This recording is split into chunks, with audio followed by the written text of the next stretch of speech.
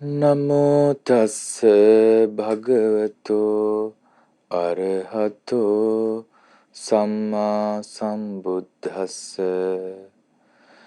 ඒ භාග්‍යවතු අරහතෝ සම්මා සම්බුදුරජාණන් වහන්සේට මාගේ නමස්කාරය වේවා. සාදු සාදු සාදු. අපට මේ දහම් මඟ පෙන්වා වදාළ අපගේ ගුරු දේවෝත්තම පින්වත් ලොකු ස්වාමීන් වහන්සේට අපගේ নমස්කාරය වේවා. සාදු සාදු සාදු. ලංකාවාසී ලෝකවාසී ගරුතර මහා සංඝරත්නයන් අවසරයි. ශ්‍රද්ධාවන්ත කාරුණික පින්වතුනි, දුකත් දුක්ඛ සමුදයත් පිළිබඳව බුදුරජාණන් වහන්සේගේ ධර්මයේ සඳහන් පරිපූර්ණ විස්තරයයි අපි මේ දිනවල ඉගෙන ගනිමින් සිටින්නේ. දුක්ඛ සමුදය ආර්ය සත්‍යයේ යම්කිසි විග්‍රහයක් අපි කලින් දවසේදී පැහැදිලි කරගත්තා. ධම්සක් පැවතුම් සූත්‍ර දේශනාවේ සඳහන් වෙන ආකාරයට අපි අර්ථ පැහැදිලි කරගෙන තමයි ඉන් අනතුරුව දේශනා සුරෙන් වැඩි විස්තර ඉගෙන ගත්තේ. මම අද කල්පනා කළා තවදුරටත් දුක්ඛ සමුදය ආර්ය සත්‍ය පිළිබඳවම ඔබට පැහැදිලි කර දෙන්න. අද මේ උතුම් ධම්සක් පැවතුම් සූත්‍ර වර්ණාවේ විකාශන දායකත්වයේ දරන්නේ ගාල්ලේ බද්දේගම පදිංචි පින්වත් NHG මහින්දපාල පුතණුවන්, ලංකාපුරගේ වසන්ති මල්කාන්ති දියණිය සහ නිසංසලා නානායක්කාර මිනිබිරිය විසින් මීට වසරකට පෙර මියගිය ප්‍රේමතිලක සීයාට සහ ඥානවතී නානායක්කාර අත්තම්මාට පින් අනුමෝදන් කිරීම පිණිසත් මාස 3කට පෙර මියගිය එහාන් අනුත්තර පුතාට පින් අනුමෝදන් කිරීම කියන මූලික බලාපොරොත්තු ඇතුව ඒ පින්වතුන්ගේ ජීවිතයට සියලු යහපත සලසා ගන්නට අද ධම්සක් පැවතුම් සූත්‍ර වර්ණාවේ දායකත්වයේ දරනවා. චතුරාර්ය සත්‍ය කතාව අහන්නට ලැබෙන්නේ ඊටාම දුර්ලභව කියලා අපි දන්නවා. ඒ නිසා ඊටා සතුටින් ඊටා අවධානයෙන් මේ බණ පද අහන්න ඕනේ. අට්ඨිකත්වා මානසිකත්වා සබ්බ චේතසෝ සමන්නාහරිත්වා ඕහිතසෝතෝ ධම්මං සුනාති කියලා ධර්මයේ සඳහන් වෙනවා. අවධානයෙන් යුක්තව මෙනෙහි කරමින් මුළු හිතම ඒට යොමු කරලා කන් යොමාගෙන බණ අහන්න ඕනේ. එතකොට තමයි හිත විසිරෙන එක අඩු කරගෙන හිත එක්තෙන් කරගෙන මේ කියන බණ පද තේරුම් ගන්න පුළුවන් වෙන්නේ. අපි ඊයේ ඉගෙන ගත්තා දුක්ඛාර සත්‍ය. යායන් තණ්හා පෝනෝ භවිකා නන්දි රාග සහගතා తත්‍ර తත්‍ර අභිනන්දිනි. යම් හේ තණ්හාවක් ඇද්ද පුනර්භවය ඇති කරන ආශාවයෙන් ඇලියන්නා වූ ඒතන සතුටින් පිළිගන්නා වූ සයතිහිදං ඒකුමක්ද කාම තණ්හා භව තණ්හා විභව තණ්හා. එනම් කාම තණ්හාවයි භව තණ්හාවයි විභව තණ්හාව. අපේ වචන සරලව තේරුම් ගත්තා.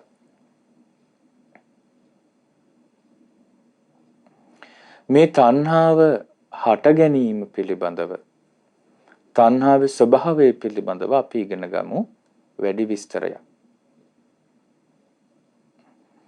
මහා සතිපට්ඨාන සූත්‍රයේ ධම්මානුපස්සනා පරිච්ඡේදයේ තණ්හාව කොහෙද හටගන්නේ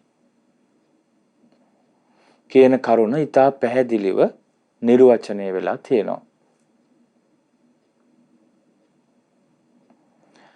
කුමන තැනකද තණ්හාව හටගන්නවා නම් හටගන්නේ, කොතැනද තණ්හාව පවතිනවා නම් පවතින්නේ. මේ මහා සතිපට්ඨාන සූත්‍රයේ සඳහන් වෙන විදිහ තමයි දුක්ඛ සමුදය ආර්ය සත්‍ය මේ තණ්හාව හටගන්නේ කොතැනද කියන එක. සාඛෝ පනේසා භික්ඛවේ තණ්හා කත්ථ uppajjamana uppajjati කත්ථ නිවිසමානා නිවිසති. මහණෙනි මේ තණ්හාව උපදිනව නම් උපදින්නේ කොතනද? පවතිනව නම් පවතින්නේ කොතනද? යං ලෝකේ පිය රූපං සාත රූපං එත්තේසා තණ්හා uppajjamaana uppajjati එත්ථ නිවිසමානා නිවිසති. මේ ලෝකේ යමක ප්‍රිය ස්වභාවයක් තියනවාද මිහිරි ස්වභාවයක් තියනවාද? අන්න එතනයි තණ්හා උපදිනවා නම් උපදින්නේ, පවතිනවා නම් පවතින්නේ. කිංච ලෝකේ පිය රූපං සාත රූපං කුමක්ද මහණෙනි ලෝකේ ප්‍රිය ස්වභාවයෙන් යුතු මිහිරි ස්වභාවයෙන් යුතු දෙය? චක්ඛුං ලෝකේ පිය රූපං සාත රූපං එත්තේසා තණ්හා uppajjamaana uppajjati එත්ථ නිවිසමානා නිවිසති. මහණිය ඇසවනාහි මේ ලෝකේ ප්‍රිය ස්වභාවයෙන් යුතු මිහිරි ස්වභාවයෙන් යුතු දෙකි. චක්ඛුං ලෝකේ පිය රූපං සාත රූපං එත්තේසා තණ්හා අන්න එතනයි තණ්හාව uppajjamaana uppajjati උපදිනව නම් උපදින්නේ, එත්ථ නිවිසමානා නිවිසති එතනයි තණ්හාව පවතිනව නම් පවතින්නේ. එතකොට මේ ලෝකේ යමක යම් තැනක ප්‍රිය ස්වභාවයක් මිහිරි ස්වභාවයක් තියනවද? තණ්හාව එතන. එතන තණ්හාව උපදිනවා. තණ්හාව එතන පවතිනවා. මේ ලෝකේ ප්‍රිය ස්වභාවයෙන් යුතු මිහිරි ස්වභාවයෙන් යුතු දේවල් බොහෝමයක් තියෙනවා. ඇස, කන, නාසය, දිව, කය, මනස. මනං ලෝකේ පිය රූපං සාත රූපං එත්තේසා තණ්හා uppajjamaana uppajjati එත්ථ නිවිසමානා නිවිසති. මහනි මනස ලෝකේ ප්‍රිය ස්වභාවයෙන් යුතු මිහිරි ස්වභාවයෙන් යුතු දෙකි. මනස පේන්නේ නැහැ අපට. නමුත් මනස හැඟෙනවා. අන්න ඒකේ ප්‍රිය ස්වභාවයක් තියෙනවා. මිහිරි ස්වභාවයක් තියෙනවා. ඒ නිසා එතන තණ්හාව උපදිනවා. එතන තණ්හාව පවතිනවා. ඒ ආධ්‍යාත්මික ආයතන 6 විතරක් නෙමේ. රූපා ලෝකේ පිය රූපං සාත රූපං සද්දා ලෝකේ පිය රූපං සාත රූපං ගන්ධා ලෝකේ පිය රූපං සාත රූපං රසා ලෝකේ පිය රූපං සාත රූපං පොට්ඨබ්බා ලෝකේ පිය රූපං සාත රූපං ධම්මා ලෝකේ පිය රූපං සාත රූපං. රූප ශබ්ද ගන්ධ රස පහස අරමුණු මේ ධම්මාරම්මන මේ ඔක්කොම ලෝකයේ පිය ස්වභාවයෙන් යුතු මිහිරි ස්වභාවයෙන් යුතු දේවල්. අනෙතනයි තණ්හා උපදිනවා නම් උපදින්නේ, පවතිනවා නම් පවතින්නේ. ආධ්‍යාත්මික ආයතන 6 ප්‍රිය ස්වභාවයෙන් යුතු මිහිරි ස්වභාවයෙන් යුතුයි. බාහිර ආයතන ප්‍රිය ස්වභාවයෙන් යුතු මිහිරි ස්වභාවයෙන් යුතුයි. චක්ඛු විඤ්ඤාණං ලෝකේ පිය රූපං සාත රූපං සෝත විඤ්ඤාණං ලෝකේ පිය රූපං සාත රූපං. ඇස කන නාසය දිව කය මනස විඤ්ඤාණය. චක්ඛු විඤ්ඤාණ සෝත විඤ්ඤාණ ලෝකේ ප්‍රිය ස්වභාවයෙන් යුතුයි මිහිරි ස්වභාවයෙන් යුතුයි. චක්ඛු සම්පස්සෝ ලෝකේ පිය රූපං සාත රූපං ඇසේ ස්පර්ශේ ප්‍රිය ස්වභාවයෙන් යුතු මිහිරි ස්වභාවයෙන් යුතු කනේ නාසයේ දිවේ කය මනසේ ස්පර්ශය. චක්ඛු සම්පස්සජා වේදනා ලෝකේ පිය රූපං සාත රූපං ඇසේ ස්පර්ශයෙන් උපදින විඳීම ලෝකේ ප්‍රිය ස්වභාවයෙන් යුතු දෙකි, මිහිරි ස්වභාවයෙන් යුතු දෙකි. එතනේ තණ්හා උපදිනවා නම් උපදින්නේ, පවතිනවා නම් පවතින්නේ.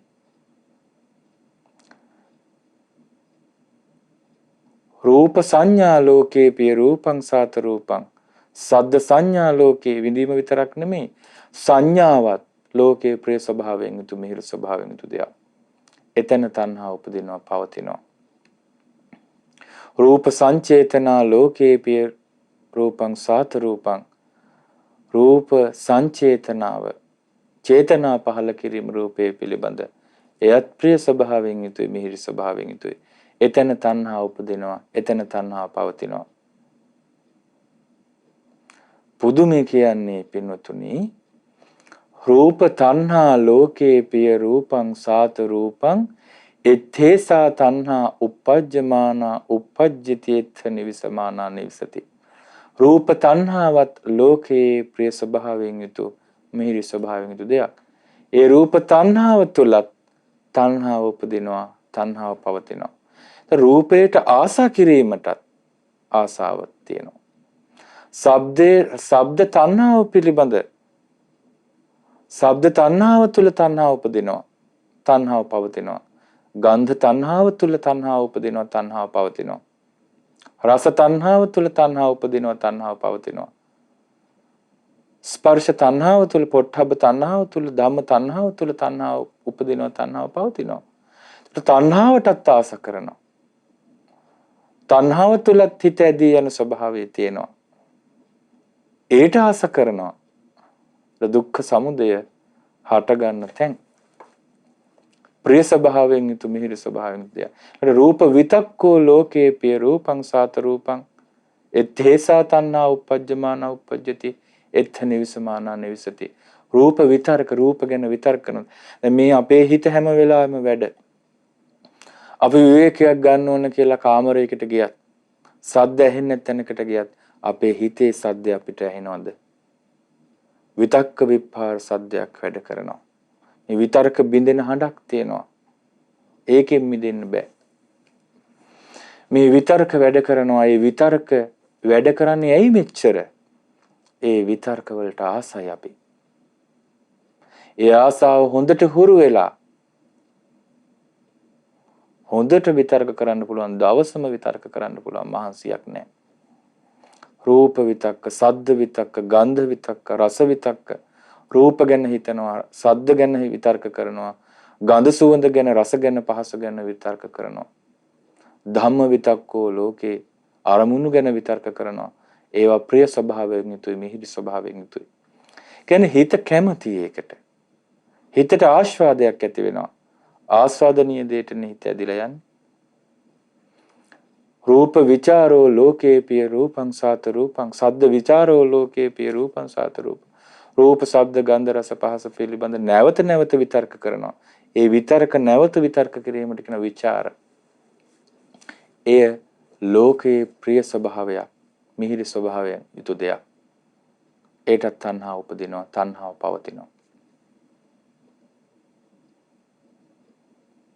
අයං උච්චති භික්ඛවේ දුක්ඛ සමුදයං අරිය සත්‍යං. ඒ විදිහට පැහැදිලි කළා මහා සතිපට්ඨාන සූත්‍රයේ මජ්ක්‍ධිම නිකායේ දුක්ඛ සමුදය ආර්ය සත්‍ය.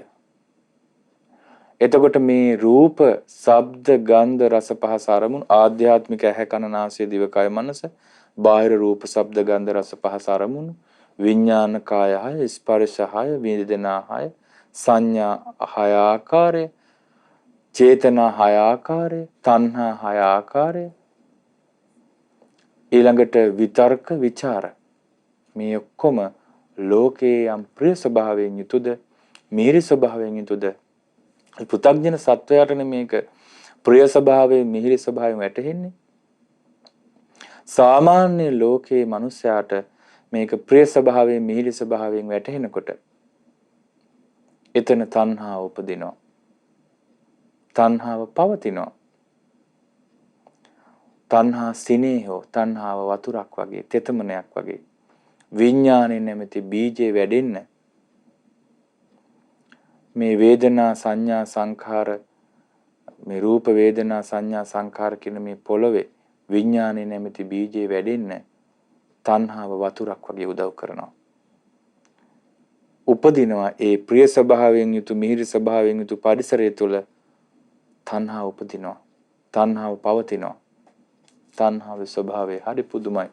ඉතින් මේ මෙච්චර සියුම්, මෙච්චර ඊටාම සූක්ෂම ධර්මයන් බුදු ඇසින් හැර කුමන ඇසකින් දකින්නද? බුදුරජාණන් වහන්සේ මේවා කියලා නොදෙන්න. පින්වතුනි, පුදුම කියන්නේ මට නිතර හිතෙන දෙයක් තමයි මෙච්චර සූක්ෂම ධර්මයක් ගැන, මෙච්චර අර්ථවත්, යථාවාදී, යථාර්ථයේ යථාභූත ධර්මයක් ගැන උගන්වලා තියෙන මේ බුද්ධ ශාසනය ඇයි මේ ලෝකේ පැතිරලා යන්නේ නැත්තේ? මේ මිත්‍යා මත කෝටි ගාණක්, මිත්‍යා ආගම් මත දර්ශන අදහනවනේ මහා ඉහලින්. හැබැයි මේ යථාර්ථවාදී ධර්මයේ ඒ කිසිම දර්ශනයක මෙහිම සියුම් විෂයන් ස්පර්ශ කරලා නැහෙනේ. පසු කාලීනව ඉන්දියානු ධර්මයන් තුල මේ සියුම් ධර්ම විග්‍රහ වෙලා තියෙනවා. හොඳට අධ්‍යයනය කරද්දී පැහැදිලි පිළිබඳ ප්‍රාමාණික විද්වතුන් ප්‍රකාශ කරනවා. ඒ ඔක්කොම බෞද්ධ ආගමෙන් ගත්ත දේවල්. සමහර ආචාර්යවරුන්ට ඉන්දියානු සමහර ආචාර්යවරුන් බෞද්ධ නොවේයෝ වෙන ආගම් නියෝජනය කරව ආචාර්යවරුන්ට ඒ විද්වතුන් කියනවා වෙස්වලාගත් බෞද්ධයෝ කියලා. ඒ තරමටම බෞද්ධ කරුණු අරගෙන හැබැයි ඒකට ආත්මවාදයේ කලවම් කරලා තම තමන්ගේ අයට උගන්වලා තිනු පස්සේ කාලේ. එහෙම නැත්නම් මෙවැනි සියුම් දර්ශනයක් වෙන කිසිම ශාසනයක දකින්න ලැබෙන්නේ නැහැ. ඒ පමණකින්ම අපගේ භාග්‍යතුන් වහන්සේගේ චතුරාර්ය සත්‍ය අවබෝධය පිළිබඳ ඇති ඒ මහා බලවත් පරිපූර්ණ අවබෝධය, ඒ අවබෝධය පිළිබඳව ඇති දක්ෂතාවය අපට හිතා ගන්න බෑ. අපිට කොච්චර පහදින්න පුළුවන්ද අපේ ශාස්ත්‍රඥ වහන්සේ කාන්තෙන් සම්මා සම්බුද්ධයි කියලා. ගුරු උපදේශ නැතිවනේ මේ දුක්ඛ සමුදය ආර්ය සත්‍ය පිළිබඳ අවබෝධ කළේ. අපි තවදුරටත් මේ දුක්ඛ සමුදය ආර්ය සත්‍ය පිළිබඳව කරුණු කිහිපයක් ඉගෙන ගත්තොත් දේශනාවක් තියෙනවා සංයුත්ත නිකාය 4 වෙනි පොත් වහන්සේගේ ගයිහ සූත්‍රය. රූපා රාමා භික්කවේ දේව මනුස්සා රූප රතා රූප සම්මුදිතා. මානි දෙවියොත් මිනිස්සුත් රූපේ ආරාමය කරගෙන ඉන්නේ. කියන්නේ රූපේ තමයි නවාතැන්පල. රූප රතා රූපයට ඇලිලා රූප සම්මුදිතා රූපෙන් සතුට වෙනවා.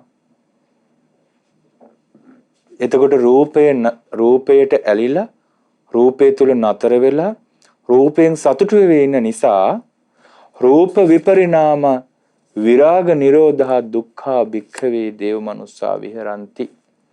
මේ රූප පෙරලෙනකොට වෙනස් වෙනකොට විරාගයටපත් වෙනකොට නිරුද්ධ වෙලා යනකොට මේ දෙවියොත් මිනිස්සු දුකසේ වාසය කරත්. රූපයට ඇලීමේ විපාක. ඒ නිසා දුකක් යම් තැනකද ඊට පෙර එතන තණ්හාවක් තියෙනවා. ඇලීමක් තියෙනවා. සද්ද ගන්ධ රස පහස අරමුණුත් එහෙමයි. ඒවා තුල නතර වෙලා ඉන්න නිසා, ඇලිලා ඉන්න නිසා, ඒ වගේ සතුටු වෙවි ඉන්න නිසා ඒව නැති වෙනකොට දෙවියොත් මිනිස්සු දුක් වෙනවා. ආනේ ස්වභාවයකට පෙරලෙනකොට. සරලව කියනකොට අපි රූප සද්ද ගන්ධ රස පහස කියන්නේ මේ ආධ්‍යාත්මික ආයතනයන්ට ගොදුරු වෙන බාහිර ආයතනනේ. එතකොට අපි අඹදරුවෝ, අපේ දරුවෝ, අපේ ගෙවල් දොරවල්, වතු පිටි, යාන වාහන මේවා වෙනස් වෙනවා. අන් ස්වභාවයකට පත් වෙන රන් රිදී මේවා නැති වෙනවා. එතකොට ශෝකය ඇති වෙනවා. දුකසේ වාසය කරනවා. බුද්ධ වචනේ කොච්චර පැහැදිලිද? මේ ලෝකේ ආසා කරන දේවල් 100ක් තිබ්බොත් දුක් 100යි. ආස කරන දේවල් 90ක් තිබ්බොත් දුක් 90යි. ආස කරන දේවල් 5ක් තිබ්බොත් දුක් 5යි. ආස කරන දේවල් 2ක් තිබ්බොත් දුක් 2යි. ආස කරන දේවල් 1ක් තිබ්බොත් දුකයි.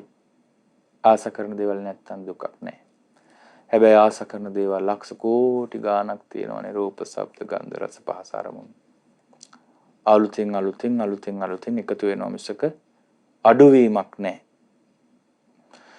ඒජා භික්ඛවේ රෝගෝ. ඒජා කිව්වේ තණ්හාවට. මහණෙනි ඒජාව රෝගයක්, තණ්හාව රෝගයක්. ඒජා ගණ්ඩෝ, තණ්හාව ගඬුවක්, ඇදුම් කන විසර ගෙඩියක්. ඒජා සල්ලං, ඇනිච්ච උලක් මේ තණ්හාව කියන්නේ. යංහි භික්ඛවේ මඤ්ඤති යස්මින් මඤ්ඤති යතෝ මඤ්ඤති යං මේති මඤ්ඤති තතෝ තං හෝති අඤ්ඤතා. ඔන්න දුක හට ගන්න විදිය තණ්හාවෙන්. යංහි භික්ඛවේ මඤ්ඤති භාග්‍යතුන් වහන්සේ දේශනා කරනවා තමා ආත්ම, ඒ කියන්නේ මේ තමා නම් වූ ආත්මයක් තිබෙනවා කියලා හැඟීමක් තියෙනවා. මඤ්ඤණා කරනවා කියලා කියන්නේ ඔය මඤ්ඤති කියන වචනේ පරිවර්තනය කරන්නේ. මඤ්ඤණා කියන එක තේරෙන්නේ නැහැ නේ. කියන්නේ මමත්වයෙන් ගත හැඟීමක් තියෙනවා. ඒ හැඟීම මේ ආසාවෙන් යුක්ත හැඟීමක්. ඒ ආසාවෙන් යුක්ත හැඟීමෙන් යුතුව තමා කියලා ආත්මයක් තියෙනවා කියලා ගන්නවා. ඒ වගේම තමාගේ ආත්මයක් ගන්නවා. මේ ආත්මය කියන්නේ තමාය. එහෙම නැත්නම් මේක මගේ. එහෙම නැත්නම් තමාගේ ආත්මය වශයෙන් යම් කිසි දෙයක් තියෙනවා. මේ විදිහේ හැඟීමක් ආත්මයත් එක්ක බැඳිච්ච ආස්වාදයෙන් යුතු හැඟීමක් පවත්වනවා. ආසාවෙන් හඟිනවා. ආන් එහෙම හිතාගත් කෙනෙකුට තතෝ තං හෝති අඤ්ඤත නමුත් වෙන්නේම වෙනස් විදිහකටයි. අඤ්ඤතහා භාවී භවසත්තෝ ලෝකෝ භවමේවා අභිනන්දති.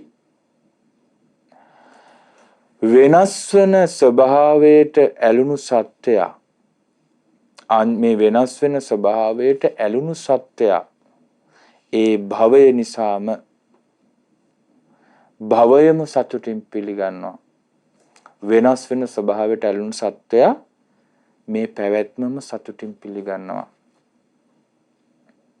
හරි පුදුමයි.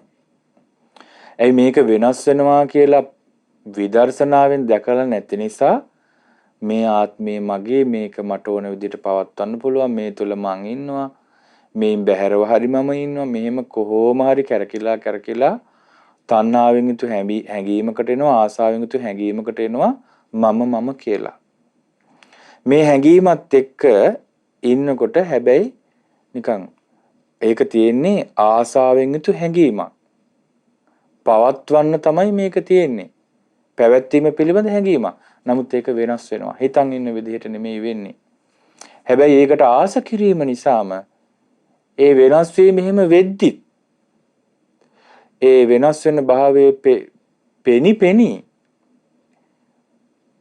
භවමේවා අභිනන්දන්ති මේ භවයටම සත්ව යලුම් කරනවා හේතු සාමාන්‍යයෙන් එහෙනම් පෙවුනට බෑ ඒක විදර්ශනාවෙන් දකින්න ඕනේ සාමාන්‍ය පෙවුනට බෑ ඔන්න අපි තණ්හාව ගැන තවත් ඒක තියෙන ဒုတိ ය ඒජා සූත්‍ර සංයුත නිකාය 4 තණ්හාව පිළිබඳ දේශනා ගොඩාක් තියෙනවා ඒ තණ්හාව ගැන දේශනා විටින් විට කියවනකොට තමයි අපිට තේරෙන්නේ බුදුරජාණන් වහන්සේ මේ දුක්ඛ සමුදය ආර්ය සත්‍ය මිනිසුන්ට පැහැදිලි කරන්න කොච්චර මහන්සියක් ගත්තද කියලා. අපි තණ්හාව කියන දෙය අපි දැන් කතා කරේ ඔක්කොම මේ පෞද්ගලිකව සසරේ යන්න හේතු වෙන දේවල් හැටියටනේ. හැබැයි මේ තණ්හාවේ තියෙනවා සමාජ අර්බුදය හැදෙන විදිය. ඔය ගහගන්නේ, මරාගන්නේ, එන කොටාගන්නේ, බැනගන්නේ කොම තණ්හාව නිසා. මහා නිදාන සූත්‍රයේ හොඳට පැහැදිලි වෙනවා තණ්හාව පිළිකාවක් වගේ. දස දිසාවට පැතිරිච්ච පිළිකාවක් වගේ. තණ්හාව හැම අර්බුදයකටම මුල් වෙනවා. සාමාන්‍යයෙන් තණ්හාව දුරු කිරීම ගැන කතා කරද්දී උගත්යි සමුදාය කියන්න පුළුවන්. තණ්හාව නැත්තම් කොහොමද ජීවත් වෙන්නේ? මේ ඔක්කොමලා මේවා අතහැරියොත් මේ සමාජය පවතින්නේ කොහොමද? ඔය වගේ හරි පඬිත මානි කතා කියනවා. තණ්හාව හිම ලේසියෙන් දුරු කරන්න බෑ. ඔන්න බලන්න තණ්හාවෙන් සමාජ ප්‍රශ්නේ හටගන්න හැටි වේදනං පටිච්ච තණ්හා. විඳීම ප්‍රත්‍යයෙන් තණ්හාව තියෙනවා. තණ්හං පටිච්ච පරියේසනං. ආසාව ඇති වුණාම හොයනවා. පරියේසනං පටිච්ච ලාභෝ. හෙවීම නිසා ලැබෙනවා. ලාභං පටිච්ච විනිච්ඡයං. ලැබුණු දේ විනිශ්චය කරනවා. විනිච්ඡයං පටිච්ච චන්දරාගෝ. වටිනාකම නිර්ණය කරනකොට ඒකට ආස්වාදයෙන් ඇලෙනවා. ඒකට තණ්හාවට පස්සේ චන්දරාගය මෙතන පැහැදිලි කරනවා. ආස්වාදයෙන් ඇලෙනවා තව දුරටත්. චන්දරාගං පටිච්ච අජ්ජෝසානං. චන්දරාගය ඇති වෙච්ච දේ හිත තවත් බැස ගන්නවා. අජ්ජෝසානං පටිච්ච පරිග්‍රහෝ. බැසගත් දේ ග්‍රහණය කර ගන්නවා. පරිග්‍රහං පටිච්ච මච්චරියං. මේක මගේ කියලා අල්ලගත්තාම තමා සතු දේ වෙන කෙනෙක් පරිභෝග කරනවට අකමැත්ත හට ගන්නවා. මසුරු බව, මච්චරියන් පටිච්ච ආරක්ඛං. අන්න මේ දේ මා සතු මේ දේ තව කෙනෙක් පරිභෝග කරන්නට එපා.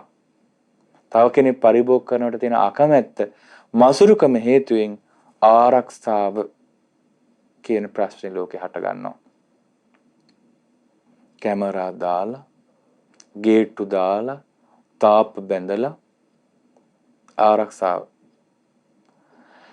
ආරක්ඛාධිකරණං පටිච්ච ආරක්ෂා කිරීමේ අර්බුදය හේතුවෙන් ආරක්ෂා කිරීමේ අර්බුදය නිසා දණ්ඩා දාන, සත්තා දාන, දඬු මුගුරු ගැනීම, අවියායුධ ගැනීම, කලහ විග්ඝහ විවාද, රණ්ඩු සරුවල් කිරීම, වාද ප්‍රතිවාද කිරීම, විවාදයන් කිරීම, තුවං පේසුඤ්ඤ මුසාවාදා, උඹ තමයි තෝ තමයි කිය බැන ගැනීම, කේලාම් කීම්, බොරු කීම්. එතකොට මේ තණ්හාවෙන් හටගත්ත ප්‍රශ්නේ බලන්නකෝ. තණ්හාව නිසාමනේ එතකොට තෝ තමයි කියලා බැනගන්නේ. තණ්හාව නිසාමනේ කලකෝලහල. තණ්හාව නිසාමනේ වාද විවාද. තණ්හාව නිසාමනේ කේලම් කීම්, බොරු කීම්, තුවං පේසුඤ්ඤ මුසාවාදා අනේකේ පාපකා අකුසල ධම්මා සම්භවಂತಿ. එවැනි වූ නොඑක් නානා ප්‍රකාර අකුසල ධර්මයන්ගේ සම්භවය වෙත්. සියලු අකුසල ධර්මයන් හටගන්න තණ්හාව මුල් වෙනවා නේද? තණ්හාව දස දිසාවට අක්මුල් පැතිරලගේ මේ විස්තරේ ලොකු ස්වාමීන් වහන්සේ විස්මිත අවබෝධය කියන ග්‍රන්ථය 2002 අවුරුද්දේ මට මතක හැටියට ලිව්වේ. මුද්‍රණාද්වාරෙන් හෙළි දැක්වේ. ඒ විස්මිත අවබෝධ ග්‍රන්ථ රත්නේ පටිච්චසමුප්පාද විග්‍රහය වේදනා පටිච්ච තණ්හා කියන පරිච්ඡේදය විග්‍රහ කරද්දී හිතා පැහැදිලිව මේ මහා නිදාන සූත්‍රය ලස්සනට පරිවර්තනය කරලා පැහැදිලි කරලා තියෙනවා. මේ ලෝකයේ සියලු අරුබුද මේ හැම පැත්තටම අක්මුල් පැතිර ගිය පිළිකාවක් වගේ, දස දිසාවටම පැතිර ගිය පිළිකාවක් වගේ බේරන්න බැරි විදිහටම තණ්හාව අපේ ජීවිතවල ගිහිලා තියෙනවා. ඒ නිසාමනේ බුදුරජාණන් වහන්සේට ධර්මාවබෝධය කරලා මේ සම්බුද්ධත්වයට පත් වෙන්න සාර අසංකේය කල්පලක්ෂයක් පෙරම් පුරලා සම්බුද්ධත්වයට පත් වෙච්ච ගමන් ඒ පෙරම් පුරපු ගමන අවසන් වුණේ එදා රාත්‍රියේ ඒ අවබෝධයත් එක්කනේ මස්තක ප්‍රාප්ත වුණේ අරමුණ. ඒ අවබෝධ කරගත්තට පස්සේ තමයි තථාගතයන් වහන්සේට ධර්ම දේශනා කරන්නට උකටලී බවක් ඇති වුණේ, පසුබෑමක් ඇති වුණේ. ඇයි ඒ තරම් මේ සත්වයෝ තණ්හාවෙන් පිළිකාවක් ඔඩුදුවලා වගේ තණ්හාවෙන් බැඳිලා ඉන්නවා. ආලේ රාමාකෝ පජාලේ රතාලේ සම්මුදිතා. ඇලීම තුල නතර වෙලා ඇලීමට ඇලිමින් සතුට වෙවි ඉන්නවා. එවැනි සත්වයන්ට නොඇලීම ගැන බණ කියනකොට තේරෙයිද කියන ප්‍රශ්නේ බුදුරජාණන් වහන්සේට ආවා. එනිසා ධර්ම දේශනා කරන්නට පසුබෑවා. මෙතරම් සියුම් නිපුණ නොනැත්තෝ විසින් දැකිය යුතු මේ ධර්මය, අතක්කාවචර ධර්මය කොහොමද මේ සත්‍යය අවබෝධ කරන්නේ කියලා. ඒ තරම් තණ්හාවෙන් වෙලිලා මේ සත්‍යය ඉන්නේ. තණ්හා උඩ්ඩිතෝ ලෝකෝ කියලා වචනයක් තියෙනවා, වාක්‍යයක්. මේ ලෝක සත්‍යාව කෙලෙස් ලෝකයට නංවලා දෙන්නේ තණ්හාවෙන්. කෙලෙස් ලෝකයේ තුල රඳවලා තියෙන තණ්හාවෙන්. සත්‍යාව භවයෙන් භවයට ඇදගෙන යන්නේ තණ්හාවෙන්. තණ්හා නීයති ලෝකෝ. භවයෙන් භවයට ඇදගෙන යනවා තණ්හාව. තව ලස්සන ගාථාවක් තියෙනවා කුද්දක නිකායේ. තණ්හා ဒ ුතියෝ පුරිසෝ දීඝ මද්දාන සංසරං ඉත්තම් භාවඤ්ඤතහ භවං සංසාරං නාති වත්තති. මේ භවයෙන් ඊළඟ භවයට, මේ භවයෙන් ඊළඟ භවයට පැන පැන යන මේ සංසාර ගමන ඉක්මවා යන්නට බැරි ප්‍රශ්නයක් තියෙනවා. ඒ තමයි තණ්හාව. තණ්හාව තමයි මේ පුරුෂයාගේ දෙවැන්න. හැම මිනිස්සෙක් ළඟම සාමාන්‍යයෙන් කියන්නේ බිරිඳට නම් ස්වාමියා, ස්වාමියාට නම් බිරිඳ. යාළුවෝ දෙන්නෙක් ඉද්දි අපි දෙන්නා තමයි ඉතින් කියලා කියනවා. හැබැයි ඒ කියන්න කලින් ළඟම ඉඳලා කවුද අත උස්සලා කියන්නේ මම තමයි කියලා තණ්හාව. තණ්හාව තමයි සෑම සත්වයකගේම කෙලස් දුරු නොකළ සෑම සත්වයකගේම දෙවන්න. තණ්හා ဒ ුතියෝ පුරිසෝ පුරුෂයාගේ දෙවන්නා තණ්හාවයි. මේ දීර්ඝව සැරිසරන යන සංසාරේ මේ ජීවිතෙන් අනාගත ජීවිතයට මේ පැන පැන යන ගමන ඉක්මවන්න බැරි ඔන්න ඔය දෙවෙනි කෙනා නිසා. ඔහු අතින් අල්ල ගන්නවා. ඒව මාදීනං ඤත්වා මෙන්න මේ ආදීනවේ අවබෝධ කරගත්තොත් තණ්හං දුක්ඛස්ස සම්භවං තණ්හාව දුක්ඛයාගේ හට ගැනීමයි කියලා. වීත තන්නෝ අනාදානෝ සතෝ භික්ඛු පරිබ්බජි. තණ්හාව දුරු කර ග්‍රහණ රහිත වුණ සිහිමත් සතිමත් භික්ෂුව සසර ගමන අත්හැරලා දානවා. එතකොට සසර ගමන අත්හැරලා දාන්න නම් තණ්හාව දුරු කරන්නම වෙනවා. තණ්හාව දුරු කරන එක ලේසි නෑ. ඒකට හේතුව මොකද්ද? තණ්හාව ඒ තරම් මේ සත්වයාව බැඳලා තියෙන. තණ්හාවේ ලක්ෂණ තියෙනවා. මේ දුක්ඛ සමුදය ආර්ය සත්‍යයේ ස්වභාවයන් 4ක් පිළිබඳව කුද්දක නිකායේ පටිසම්භිදා මග්ගප්පකරණ ග්‍රන්ථයේ සඳහන් වෙනවා.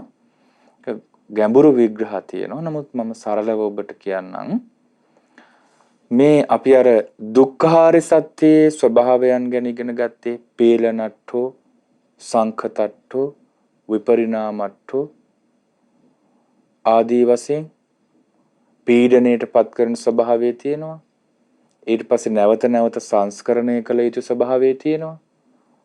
ඊට පස්සේ නැසී යන ස්වභාවය තියෙනවා. ওই විදිහට අපි ඉගෙන ගත්තා. දුක්ඛ සමුදය ආර්ය සත්‍ය තියෙනවා. ආයුහනට්ඨෝ රැස් කළ යුතු ස්වභාවයක් තියෙනවා. රැස් කරන්නා වූ උපදවන්නා වූ ස්වභාවයක්. ඊළඟට නිදානට්ඨෝ දුක්ඛ සමුදය ආර්ය සත්‍යයේ තියෙනවා. කියන්නේ තෘෂ්ණාවේ තියෙනවා. නැවත නැවත ඉපදීම සකස් කරලා දෙන ස්වභාවය. සංයෝගට්ඨෝ මේ බන්ධනය හදලා දෙනවා. සංයෝගය ඇති කරලා දෙන ස්වභාවය. පලිබෝධට්ඨෝ හරි කරදර හදලා දෙන ස්වභාවය. තණ්හාවේ ලක්ෂණ. මේ දුක්ඛ ස්කන්ධය මේ පංච උපාදානස්කන්ධ සංඛ්‍යාත දුක්ඛ ස්කන්ධය නැවත නැවත රැස් කරන්නා වූ ස්වභාවයක් තියෙනවා. ඒක තණ්හාවේ ලක්ෂණයක්. නැවත නැවත රැස් කරනවා. දැන් බලමු අපි රූපස්කන්ධය ගත්තත් මේ රූප උපාදානස්කන්ධය නැවත නැවත පවත්වන්න ආහාර කවන්න ඕනේ, පොවන්න ඕනේ, නාවන්න ඕනේ, ඇඟපත අතුල්ලන්න ඕනේ, ඕදන කුම්මාසුපච්ච බත් පිට්ටු ආදිය කවන්න ඕනේ. අනිච්චුච්ඡාදන පරිමද්දන බේදන විද්ධාසන ධම්මෝ කියලා තියෙන ධර්මයේ මේ අනිත්‍ය වූ ඉලීම් පිරිමැදීම් වලින් මේක නඩත්තු කරන්න ඕනේ. පිරිමදින්න ඕනේ. හරි පරිස්සමට තියාගන්න ඕනේ. මේක පෝෂණය කරන්න ඕනේ. මේ රැස්කර මේ ස්වභාවය නැවත නැවත උපදවන ස්වභාවයක් තියෙනවා. නික මිකම්ම ගහ තිබ්බා වගේ පවතින්නේ නැහැ.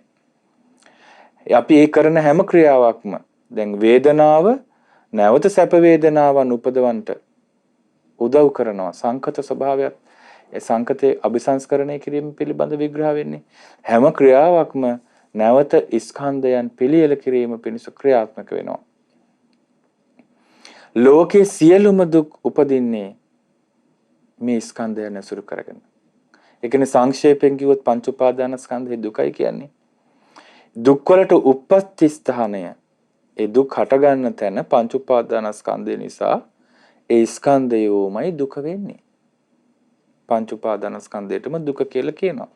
ඒ ස්කන්ධයන් පහළ වෙනකොටම අනිත් සියලු දුක් පහළ වෙලා ජරා මරණ ශෝක පරිදේව දුක්ඛ දෝමනස්ස ඒත් එක්කම එකට බැඳිලා තියෙන නිසා යම් කිසි කෙනෙක් මේ ස්කන්ධයන් පෝෂණය කිරීම පිණිස රූප වේදනා සංඥා සංකාර විඥාන පෝෂණය කිරීම පිණිස වෙහෙසෙනවා නම් වීර්ය කරනවා නම් ඒ හැමදෙනාම වෙහෙසෙන්නේ වීරිය කරන්නේ මේ දුක උපදවන්නට, දුක පෝෂණය කරන්නට. එතකොට මේ දුක රැස් කරන ස්වභාවය, දුක් රැස් කරන ස්වභාවය තියෙනවා තණ්හාවේ. ආයුහනාර්ථය, ආයුහනට්ඨෝ, දුක රැස් කරන ස්වභාවය. නිදානට්ඨ,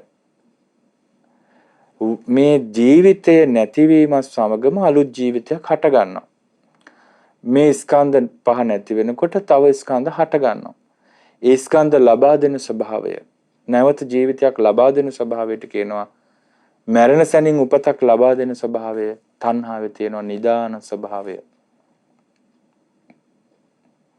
නැවත නැවත දුක් ගෙන දෙනවා. දුක් රැස් කරන ස්වභාවය, නැවත නැවත දුක් ගෙන එන ස්වභාවය. සංයෝගට්ඨෝ, මේ පංච උපාදානස්කන්ධයෙන් මිදිලා දුක්ඛ නිරෝධය සාක්ෂාත් කරන්න දෙන්නේ නැතුව දුකෙහිම මේ සත්වයා බැඳලා තියෙන්නේ තණ්හාවෙන්. සංයෝග කරලා තියෙනවා. පංච උපාදානස්කන්ධේ නිදහස් වෙන්න දෙන්නේ නැහැ. දුකටම බැඳලා තියෙනවා තණ්හාවෙන්. අනේ සංයෝග ස්වභාවය තියෙනවා. ඒක රැහැනක් වගේ. භව නෙත්ති කියන්නේ භවයට බැඳලා තියෙන රැහැන. ඒක රැහැනක් වගේ. තණ්හා සංයෝගයේ බන්ධනේ කොතරම් දැඩිද කියන්නේ, කොච්චර බරපතලයිද කියන්නේ. ඔය නිවන් දකින්න ප්‍රාර්ථනා කර කර හිටියට දැන් නිවන් දකින්න පුළුවන්, එන්න ඔන්න මම නිවනට යවනවායි කිව්වොත් එහෙම යවන්න බෑ. අනේ පොඩ්ඩක් ඉන්න මට වැඩ තියෙනවා කියනවා. එනේ ඒ තරමටම මේ තණ්හා බන්ධනයේ සංයෝගය බරපතලයි. සත්‍යෝ මේකට බැඳිලා ඉන්නේ. තණ්හාවේ තියෙනවා බඳින ස්වභාවය රැහැනක් වගේ. ඊළඟට තණ්හාවේ දුක්ඛ සමුදය ආර්ය සත්‍ය තියෙන ස්වභාවයක් තමයි පලිබෝධට්ඨය. හරියට මේ දුකෙන් මිදෙන්න නිවනට යන්න වීරිය කරන අයට බාධා පමුණුවන ස්වභාවය, බාධා කරන ස්වභාවය තියෙනවා තණ්හාවේ. ඔන්න කෙනෙක් ඉන්නවා, හරි මම 4 පොහොයටම සිල් ගන්නවා. මොකක් හරි ආසාවක් ඇවිල්ලා ඔක බාධා කරනවා. මං හොඳට පන්සිල් රකිනවා, මම මේ තාක්කල් පන්සිල් කඩලා නැහැ, මම දිගටම රකින්නවා. අන්න තණ්හාව ඇවිල්ලා බාධා කරනවා. මං දවසේ හැමදාම හවසට මං 6:00 වෙනකොට තෙරුවන් වඳිනවා. ඇඳලා පිරිත් කියලා මං විනාඩි 10ක් භාවනා කරනවා, සතියක් කරනවා. තණ්හාව ඇවිල්ලා බාධා කරනවා. පලිබෝධ, හේනට කුඹුරට පලිබෝධ සත්තු වගේ මේ නිවන් මඟට පලිබෝධයේ පිණිස හිත දියුණු කරන වැඩ පිළිවෙලට පලිබෝධය මේ දුක්ඛ සමුදය. මේ තෘෂ්ණාව, තණ්හාව, ආසාව, ආලය, ඇලීම, ආදරය, මේ හැම වචනකින්ම කියන්නේ තණ්හාව. පිළිවෙතෙහි යෙදෙනවා, මහන්සි වෙනවා. මම නම් මේ ධර්මයේ හොඳට අහනවා, ධර්ම දේශනාව අහනවා කියලා වාඩි වෙනවා. ඇස් පියා ගන්නවා. එහෙම සැටියට හාන්සි වෙනවා. තණ්හා ဒ ුතියෝ පුරිසෝ. තණ්හාව දෙවන්න වගේ ළඟම ඉඳගෙන පලිබෝධ කරනවා, වළක්වනවා යහපත් මාර්ගයෙන්.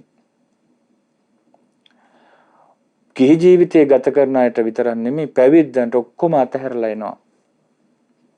සම්බාධෝ ගරහා වාසෝ රජාපතෝ අබ්බෝකාසෝ පබ්බජ්ජා. මේ ගිහි ජීවිතයේ කෙලෙස් උනන මාවතක්, කෙලෙස් දූවිලි පිරුණ පාරක් වගේ. මම නම් මේකේ නිදහස් වුණ පැවිද්ද ආකාශ වගේ නිදහස් කියලා එනවා. ඇවිල්ලා ටික කලක් පුරුදු කරමින් ඉන්නවා. තණ්හා වෙනවා. අර අතෑරපු දේ ආය අල්ලනවා. වමාරපු දේ ආය කන්න හදනවා. තණ්හාව ඒ වගේ හරි පහත් ස්වභාවයක දෙයක්. පලිබෝධ කරනවා, වළක්වනවා, මග අවුරනවා. දේශනාවක් තියෙනවා, මහන්නේ භික්ෂුවකට තණ්හා උපදිනවා නම් උපදිනවා කරුණු 4කට. චීවර හේතුවා භික්කවේ. සිවුරු හේතුවෙන් වේවා. මේ ඔක්කොම අතහැරලා ඇවිල්ලා මේ ඇඟට වහන වස්ත්‍රයට ආසාව ඇති කරගන්නවා. ඒකේ හැඩ වැඩ හොයනවා. පිණ්ඩපාතේ හේතුවෙන්, ඊළඟට මේ බෙහෙත් පිළිකර හේතුවෙන්, සේනසුන් හේතුවෙන් දුක් විඳිනවා.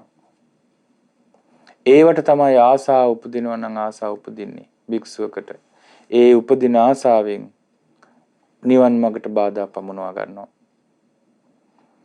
මේ දීර්ඝ කාලයක් කරගෙන යන්න බෑ නිවන් මඟ. කුසල මාර්ගයේ දීර්ඝ කාලයක් පුරුදු කරගෙන යන අදිෂ්ඨාන ගත්තට තණ්හාව මැදට පැනලා හරස් වෙනවා. ආන්නේක තණ්හාවේ ස්වභාවයක්. කුසලයට බාධා පැමිණවීම. නිසා තණ්හාවේ ස්වභාවයන් හතරක් තියෙනවා. දුක්ඛ සමුදය ආර්ය සත්‍ය ස්වභාවයන් හතරක් තියෙනවා. ඒ තමයි දුක රැස් කිරීමේ ස්වභාවය. ආයුහනට්ඨය. නැවත නැවත දුක් ගෙන දෙන ස්වභාවය නිදානට්ඨය. දුකට තදින් බැඳලා තියෙන ස්වභාවය සංයෝගාර්ථය. දුකින් මිදීමට බාධා පමනවන ස්වභාවය පලිබෝධට්ඨය. මෙන්න මේ ලක්ෂණ හතර යම් කිසි දෙයක ලෝකේ තියෙනවා නම්